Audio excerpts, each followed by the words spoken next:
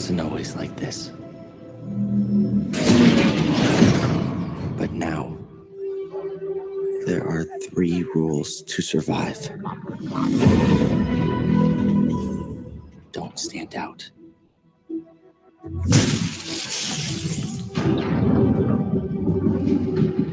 Accept the past.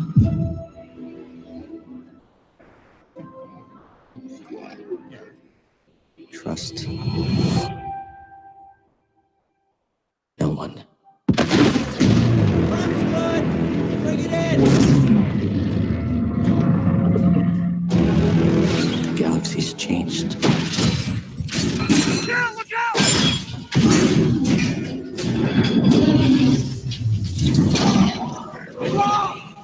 Whatever you do, don't reach within.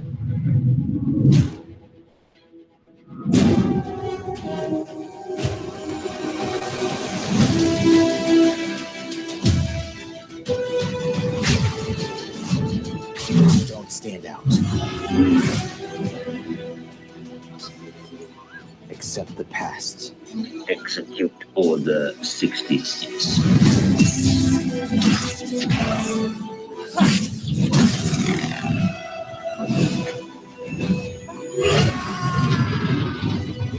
Trust no one.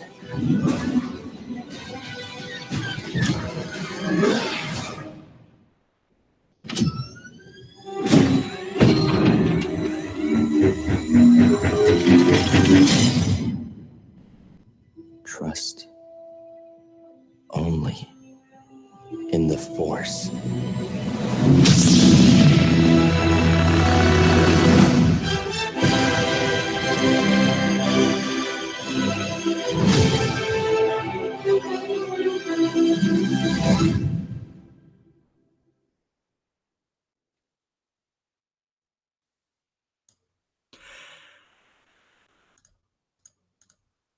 Welcome to Live on Xbox for April 14th, 2019. And that's right. There's a new Star Wars game. The trailer just came out and you just saw it. I am excited. It looks really good, although we got no gameplay. That is a fantastic trailer to see. I'm Shawn. This is Austin over here. And yeah, we're just going to talk a little bit about Xbox news and Star Wars Jedi Fallen Order. So, Austin, what are your thoughts? I'll tell you what, this game, I've been waiting for it ever since it was randomly announced at, I think it was at EA's E3, pre-E3 EA Play, I think they call it, right? Their conference. And the guy who's in charge of Respawn was just sitting in the ground. He's like, "Yeah, we're actually working on our own Star Wars title. It's called Star Wars Jedi Fallen Order. Probably hear more about it." And I see this trailer, and I'm dang, like that looked good though. So, there's quite a few interesting behind the scenes things going on with this one, but what I'm really taking away from it, at least the feel, is for me it feels a lot like Force Unleashed. That's kind of the tone I'm getting from it. Maybe it's just because it's set in that same era and it's Jedi on the run and all that. But that's what I'm getting from this so far. Yeah, so the main character there that we saw in the trailer, he's actually being played by an up-and-coming actor called, his name is Cameron Monaghan. He was in Gotham.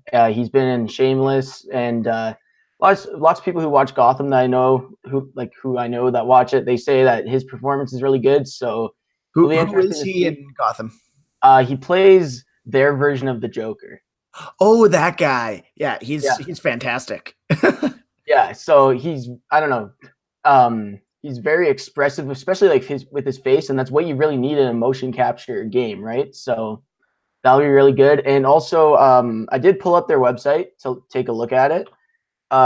It kind, like you're saying, it kind of is reminiscent of the Force Unleashed in the way that, yeah, it's Jedi, you know, after the whole Jedi Order has kind of fallen apart. He was a Padawan at in Coruscant before everything went down, and he ended up living in the outer world kind of stuff. That's what you saw in the trailer, and then it seems like he's actually trying to start his own rebellion or rebuild the Jedi Order, which would be interesting because all of these new games and stories in the Star Wars universe, they all take place. Yeah, they're all canon. So every decision and every story has to eventually tie back into the movies, right? Yeah. So it's kind of interesting to see that they're actually like doing another Jedi Order on top of maybe what Luke had. Well, that being said, this one, it takes place in between 3 and 4, right? Yeah. So at this point, we do know from Rogue One and from Star Wars Rebels that the rebellion, the Rebel Alliance, is made up of several different smaller rebellions, and they decided to get together as one. So this would probably be one of those offshoots, one of the ones that are going to be part of the Rebel Alliance. Yeah, I mean, I guess they kind of touched on that in the Solo movie too, right? Yeah, With that group. And at the same time, it's that if that indeed is the route that they're taking, if we think back to Force Unleashed, they were starting the Rebel Alliance there as well. That's why I really saw parallels between this one and that. Yeah, so it's like they're not quite the Vader apprentice approach, but kind of the same tone and some of the same ideas I see in that trailer, at least. And then it looks like we might have the Inquisitors, which played a big role in Star Wars Rebels. Yeah, they've been confirmed. It says it somewhere on this page. So for those of you who don't know, the Inquisitors, they are not Sith, but they were hired by the Empire to hunt down some of them are Force users, but they're not considered Sith. I think it plays off the idea that there's only 2 Sith at a time. But how many Force users are there in the galaxy, and how many of them would be using the dark side? And that's kind of what these Inquisitors are. It's the dark side users, but they're not Sith. And the difference is the code that they follow, the creed. Yeah, and then coming back to like the gameplay and stuff, they're saying that there's obviously going to be a couple different environments that you can go visit, but what they're saying is you decide when and where you want to go. So I'm assuming it's a somewhat open world game, or might have like a hub world that you go to these different levels from. I don't know, but that's what I'm reading into. Well, and the big news coming out of this as well is there's no microtransactions. It's single player only, and it's not running Frostbite. It's running off of the Unreal Engine, which is very different considering that it's a first party EA studio. Yeah, so that is pretty big because EA does have that mandate for everything to run Frostbite.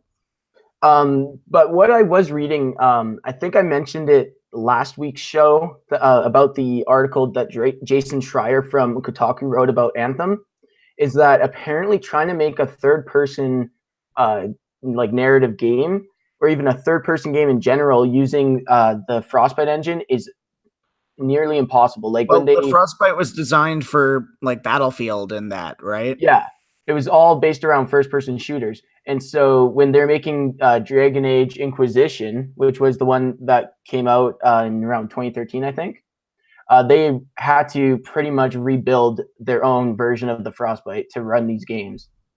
So I'm assuming if this game has been in development since 2013, which is what I heard, that they really didn't want to have that headache, and they just went straight to a reliable engine. Okay. And in the end, this just caps off what's been in a pretty busy couple days for Star Wars, because they had the Episode 9 trailer air on Friday, and then they had this trailer come out. Was it yesterday? I believe so. All of this was at Star Wars Celebration in Chicago. Yeah, so that's awesome. It's really building up some hype, and I can't wait to get my hands back on a nice single player Star Wars video game, because growing up, like, Star Wars games were fantastic. the Battlefront series, the Lego series, and the Force Unleashed. Like, mind you, the As second well one as wasn't that great, but like the Jedi Academy series too, which was, I believe it was or is currently, it was a Games with Gold game a month ago, I think, and I played it, and man, those games still hold up. yeah. And you know what I find very interesting about how this title is put down? If you go back to the page, to the web page there, if you still have it, I don't know if we'll see it there, but it's actually called Star Wars Jedi Fallen Order. Yeah, right here. Yeah. So that brings me back to the idea that they're probably going to want to build off of this game as well with the Star Wars Jedi series. So that was just something interesting I noticed. Yeah, and it's also going to be the first single player Star Wars game that we got out of the new EA deal, right? I believe, yeah, it is, because so far we've only gotten the Battlefront games. Yeah, they had canceled they shut down Visceral Studios, who was working on Star Wars Renegade. I don't think it had an official title.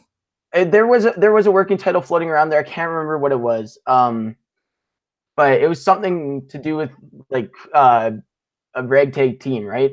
And that was a big shock to us because Amy Hennig, who had worked at Naughty Dog for Uncharted, who was the lead writer, she had moved over to that studio to work on that game, and she had been working on it for many years, and then it just shut down, and we haven't gotten any single player games, and we've been getting these messy Battlefront games.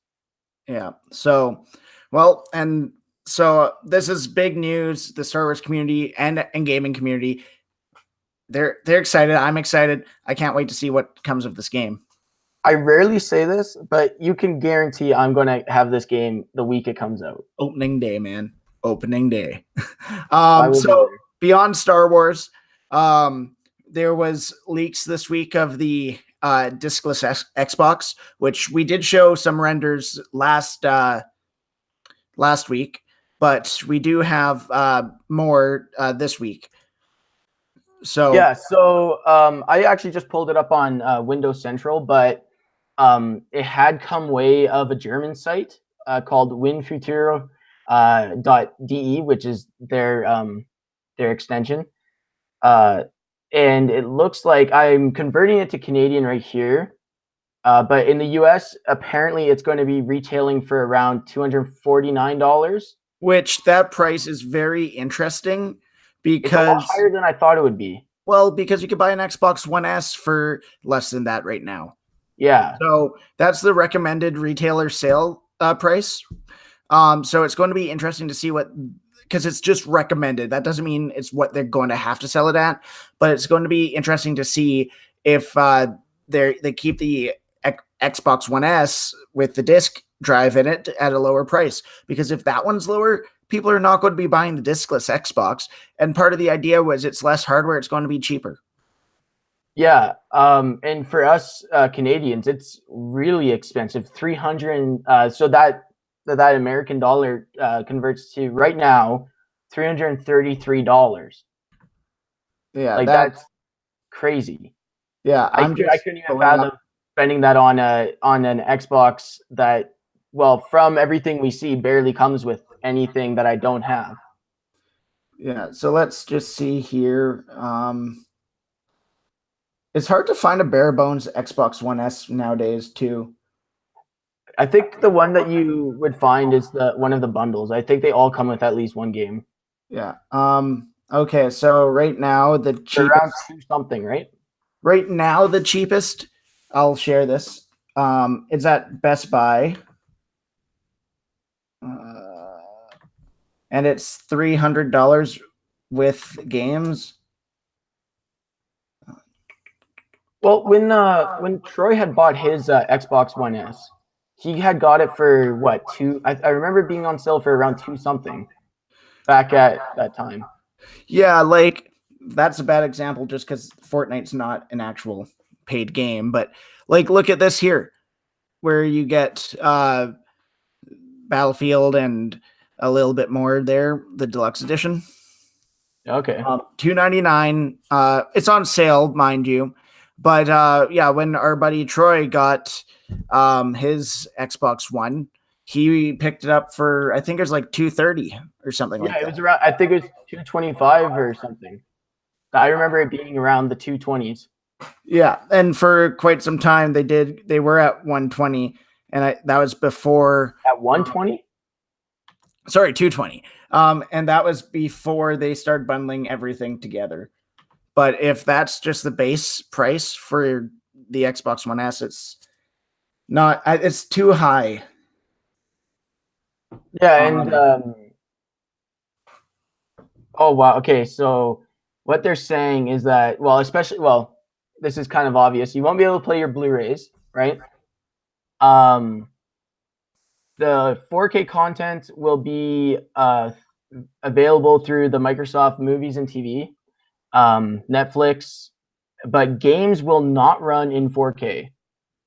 Yeah, well, the Xbox One S was not a 4K machine. It could upscale to 4K, but so can your 4K TV. Oh, sorry, it was sorry, I'm thinking of the X. Yeah. So the Xbox One S, it could upscale to 4K and it could do 4K Blu-rays. But really, if you're upscaling a game to 4K, your TV can do that. It's not going to be as good as if the Xbox did it, but still, to me, that's not a huge selling feature.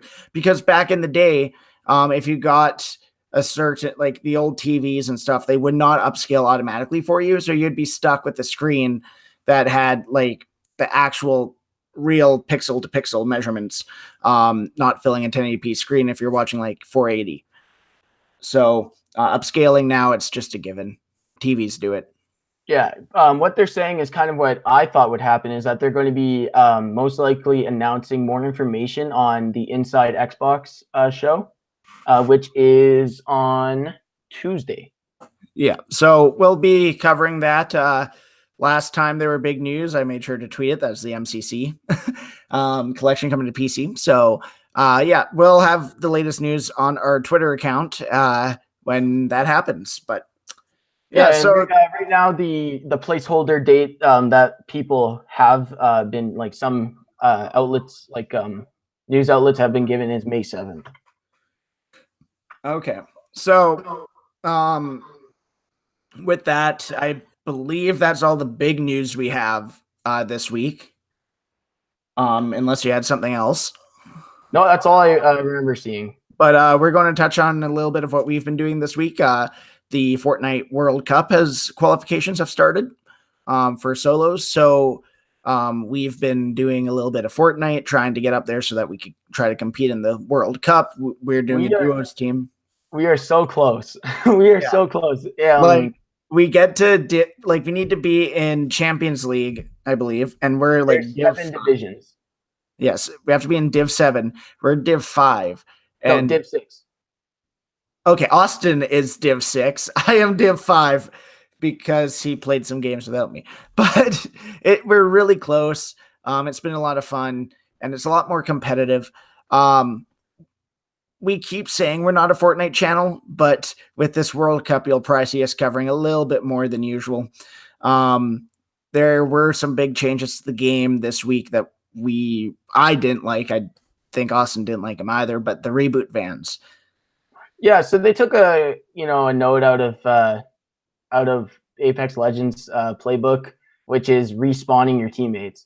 The difference between Apex Legends' way of doing it and Fortnite's is that Apex Legends was built around that mechanic, right? They had that implemented since day one. That was part of their development. But and Fortnite, a lot less players in Apex. Like Apex, I think you only get into the arena with 60 other people. I thought it was around 30, but I could be wrong. Yeah. So with this new mechanic, we're finding that there's a lot of people. There's too many people in the end game, in the final circles. It's just getting really crowded. However, we did have it save our butts. Yesterday, we did a relay out of the storm. Austin was, guys, we're going to have to try to visualize this, but Austin shot himself way off in the middle of nowhere with a cannon when we were in the storm, and then I shot myself as well, but Austin went down and I picked up his card and I only had like 20 health left when I rebooted him and he came back with 100 and the storm's moving still and I go down, Austin heals me and we make it out. It was a relay. It was pretty cool. My description does not do it justice. It's one of those mechanics that, you can complain as much as you want, but you won't be upset when it benefits you. Yeah. Like, we found that it is easy to camp out those vans because we've noticed that some players will later in the game will have their teammates card and will reboot them. But we chased people away from the vans, and like it's been kind of a strategy for us to pick up some extra eliminations. Yeah. Well, and then you also have people camping at like when you at the reboot cards too. When your teammate goes down, they'll just stay there until in general, it ruins the pacing. That's what I'm really bad for the pacing. So that's what happens when a game tries implementing something that it's not built for. Yeah, like it sucked when you died right at the beginning and you had to watch for 25 minutes, but it's the game. That's what it is, in my opinion. So, but yeah, Fortnite World Cup, it's coming. It's qualifications now. It's pretty cool. I'm enjoying it. That's what I've been playing this week. I played a bit of NHL, and I've been just following Star Wars. We have started discussing ideas for the future of this channel, which we are not going to announce because last time we announced something on the channel, it never came to be with the A Way Out video. So we are thinking of changing things up on the channel and hopefully for the better. And when we finally get to that point, we will let you guys know because just stay subscribed. Maybe I don't know. Maybe we'll drop a video. You never know. Yep. Stay subscribed because who knows? There might be videos coming on perhaps Wednesdays or Fridays. As for myself, for games, I've just been grinding out. I beat Prey, the 2017 Prey. It was all right. I mean, it was not what I expected, but I felt like I spent more time watching a loading screen than I did playing the game, which is kind of unfortunate. But I'm glad to have it off of my backlist of games. I don't know. That's pretty much my review there. It was all right. Fair. Well, I also played some Red Dead 2 for the first time in a long time, completed a mission, then turned it off because I got bored. It's a beautiful game. It's just not a lot happens between point A and point B. But with that, I'm going to run. It is April 14th, which is Game of Thrones is back. So just preparing for that. We have about an hour and 20 minutes before it starts. So big day for a lot of people. I'm not sure if, you're on the internet. So all over social media, everyone is just already talking about the CFL changed the page, NFL changed the page. I believe I saw something from some other page. So it's going to be a good day. But yeah. Anyways, Austin, do you have anything to add? No, but unfortunately, I won't be watching Game of Thrones. I haven't even started episode 1, so I'm not on that. Got to get on that Crave plus movies plus HBO subscription. We are not sponsored by Crave. Hit us up for a sponsor, though. Yeah, hey Crave, if you want to sponsor us, hit us up. But here in Canada, it's Crave plus movies plus HBO, $18 gets you the whole series. So that's pretty cool. You guys in the States are a lot luckier than us with that. But anyways, I'm going to say thanks for tuning in. Thank you, Austin, for joining. It was kind of shortish episode and we started late. One of these days we'll get the show on time and all that. But anyways, Austin, you have a great day. And you too. Yet again, thanks for joining. And gamers, keep gaming. Thank you for joining. Take care.